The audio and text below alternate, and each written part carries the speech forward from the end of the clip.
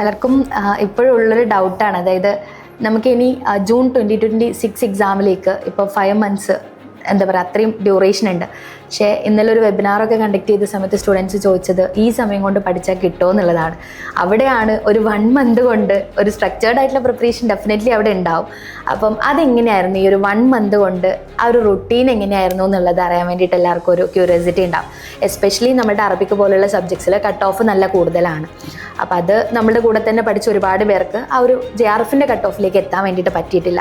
ആ ഒരു പ്രിപ്പറേഷൻ എങ്ങനെയായിരുന്നു എന്നുള്ളത് ആദ്യം നമുക്ക് പേപ്പർ 2 പറയാം, പിന്നെ നമുക്ക് പേപ്പർ 1 ഫോക്കസ് ചെയ്യാൻ തോന്നും. ഓക്കെ, പ്രിപ്പറേഷൻ തീർച്ചയായിട്ടും സിസ്റ്റമാറ്റിക്കായിട്ട് ചെയ്താൽ മാത്രമേ JRFൻ്റെ കട്ട് ഓഫിലേക്ക് ഏത് വിഷയത്തിലായാലും അങ്ങനെ തന്നെയാണെന്നാണ് ഞാൻ വിചാരിക്കുന്നത്. പ്രത്യേകിച്ച് അറബിക്കൊക്കെ നല്ല ഉയർന്ന കട്ട് ഓഫ് വരുന്ന വിഷയമാണ്.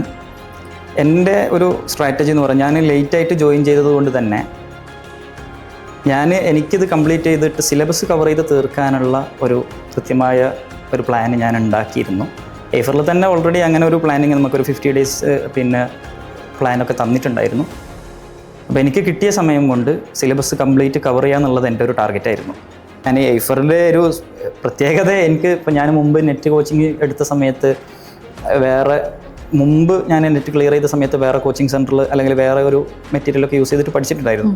അവിടെയും നല്ല ക്വാളിറ്റി ക്ലാസ്സുകളൊക്കെ തന്നെയാണ് കിട്ടിയത്. പക്ഷേ അതും ഏഫറും തമ്മിൽ വന്നൊരു വ്യത്യാസം എന്ന് പറയുന്നത് ഇതിൻ്റെ ഒരു ടെക്നിക്കൽ സൈഡാണ്. നമുക്കിങ്ങനെ ടെസ്റ്റുകൾ പ്രാക്ടീസ് ചെയ്യാൻ പറ്റുന്നു എന്നുള്ളത്.